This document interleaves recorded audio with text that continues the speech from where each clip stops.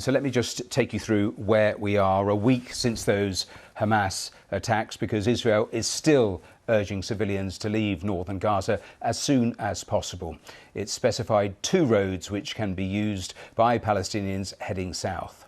Well, more than 1 million were told on Friday to relocate before an expected ground offensive. Israel's Prime Minister Benjamin Netanyahu has said his country's bombardment of Gaza is, quote, just the beginning. More rockets have been fired into Israel, and Israeli airstrikes are continuing across Gaza. Military sources in Israel say a senior Hamas commander is among those killed. Israeli forces are continuing their build-up near the boundary with Gaza, while in the north of the country, Israeli troops killed several people they identified as terrorists who were trying to cross the border from Lebanon. And overnight, Israel's military exchanged more cross-border fire with the Iranian-backed Lebanese group Hezbollah. The US Secretary of State Antony Blinken, as I was saying, is in Saudi Arabia on the latest stop of his tour of the Middle East. Now, Jordan's foreign minister has accused Israel of flagrant breaches of international law and warned the displacement of civilians in Gaza was pushing the whole region towards conflict. Let me show you the live pictures again. At least 2,200 people in Gaza have been killed in the strikes over the last week, and 1,300 Israelis were killed by Hamas gunmen over last week. And I just want to return to that UNRWA quote that I was telling you about a moment or two ago, because those sources there on the ground from the UN saying that 1 million people have been displaced in just 1 week. So this, their latest tweet, as you can just see as we pull the strap away, they are talking about the exodus. They say 1 million people have been displaced inside 7 days. In the past 12 hours alone, hundreds of thousands of people have been displaced. The exodus continues as people move to southern parts of the Gaza Strip. So that's some of the latest information coming. Before we move on, I just want to take you to the pictures here in central London outside of the BBC, and you can see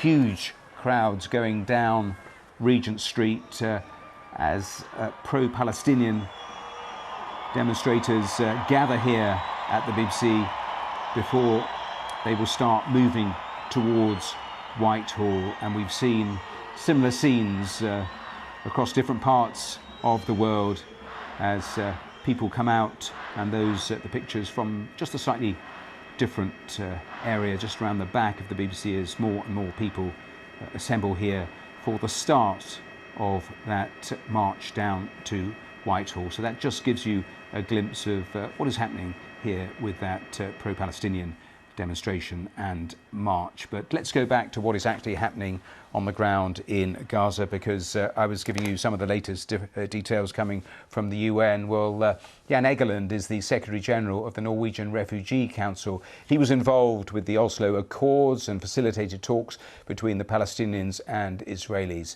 Now, he talked to the BBC a little earlier and gave us his assessment of the humanitarian situation in Gaza. There are hundreds of thousands of people fleeing for their life. There is not something that should be called an evacuation. It's a forcible transfer of people from all of northern Gaza, which is, according to the Geneva Convention, a war crime. There is a siege on Gaza, which means that people are starved. There was a bombing at the Rafah crossing, which everybody is pointing to as the only way corridor, possible humanitarian corridor into an area. So I think really the UK, the US, the EU, all that have rightfully said we're with Israel in fighting terror after the worst terror in Israel's history. I hope they haven't given a green light to smash 1 million children, because that's what's happening now.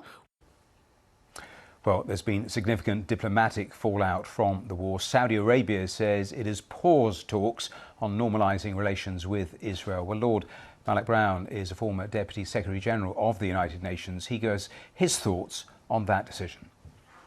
Well, I think this was anticipated. It would have been impossible for Saudi Arabia to have continued them at this time. It has in recent years been quite quiet on the issue of Palestinian rights. But when the events of this week unfolded, it, raised its voice much more clearly in defense of the Palestinian people. And it would be, just in terms of the optics and politics of the region, impossible to press on in any effort to normalize relations with Israel at the very same time that Israel was seen as attacking Palestinian Arab civilians in Gaza. But I don't know whether in the longer term, I think this is now up to Israel whether it wants to close that door forever, which would be the result of which will happen, I think, if it makes a long-term occupation or long-term military intervention into Gaza, or whether it recognizes the need to contain its military action in as surgical and brief a form as possible so that it can get this back on track. Because for both Israel and Saudi Arabia, the stakes are high. It would be a reordering of the Middle East in a dramatic way. And I think there will be a desire to try, once the fighting dies down, to try and recover this negotiation. Well, the US Secretary of State, Antony Blinken, as we've been seeing, is in Riyadh in Saudi Arabia for those talks. It is the latest stop of his Middle East tour. Let's have a listen to a little of what he's been saying. No country can or should be expected to tolerate what Israel has just been on the receiving end of, which is an attack that almost defies description in words, in which more than 1,300 of its people were slaughtered, along with the nationals of more than 30 other countries, by Hamas. Hamas is not representative of the Palestinian people or their legitimate aspirations for the future. Hamas is a terrorist group. Its only agenda is to destroy the state of Israel and to murder Jews. And it's important that the entire world see it as such. At the same time, as Israel pursues its legitimate right to defending its people and to trying to assure that this never happens again, it is vitally important that all of us look out for civilians. And we're working together to do exactly that. In particular, working on establishing safe areas in Gaza, working on establishing corridors so that humanitarian assistance can reach people who need it. None of us want to see suffering by civilians on any side, whether it's in Israel, whether it's in Gaza, whether it's anywhere else. And we're working together to do our best to protect them. I think at the same time, it's vitally important, and I know that our countries agree, that we work together to make sure that, to the best of our ability, this conflict does not spread to other places on other fronts. And so I look forward to discussing that. Antony Blinken, well, with me here in the studio is our Middle East regional editor, Mike Thompson. Mike, give me your assessment of this latest leg of this Middle East tour, and generally, as he has moved from capital to capital, what Antony Blinken has been trying to do here. Well, he's trying to get together a concerted anti-Hamas sort of grouping here amongst Arab countries. But he's having a difficult time because with the number of deaths, as we've just been hearing, more than 2,200, and this imminent ground offensive that'll begin fairly soon, many Arab people are just outraged by this. And not just, of course, in the region, but also, as we've been seeing on our television screens right across the world. And this is turning people, most notably actually Saudi Arabia, who he's with at the moment, a key ally, who he's been encouraging to normalize relations with Israel. Now Saudi has said, as we've been hearing, that talks on that have stalled. This is what Hamas wants. Hamas wants to drive this wedge. Yes, it was one of the theories in terms of why Hamas has actually done this. One of the theories was, as we were edging closer to that normalising deal, Saudi Arabia, crucial players, it was to disrupt that and to dismantle that. But in terms of the wider goings on and reaction in the region, interesting comments too from the Jordanian foreign minister talking about the abyss that was being approached. Indeed, yes, and of course the Secretary of State had talks with King Abdullah of Jordan, and the country is very, very concerned about this abyss, as you just mentioned there. And Jordan is a nation which has had strong relations with the US, so this has been in some ways quite surprising and very disappointing for Mr. Blinken that this should be happening.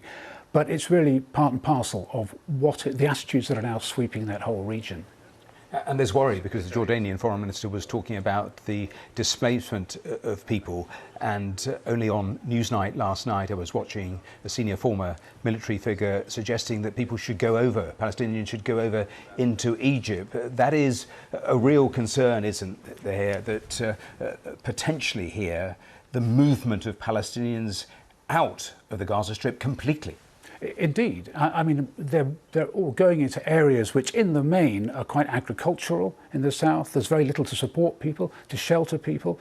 And Egypt has made very clear that it doesn't want refugees across the border. It's got about 280,000 people that fled the war in Sudan, for instance. So it doesn't feel able to deal with that. That could change, of course, under a lot of international pressure, because at the moment people are being expelled into sort of nothingness in a way, and particularly those who are injured, and amongst them, of course, many children as well.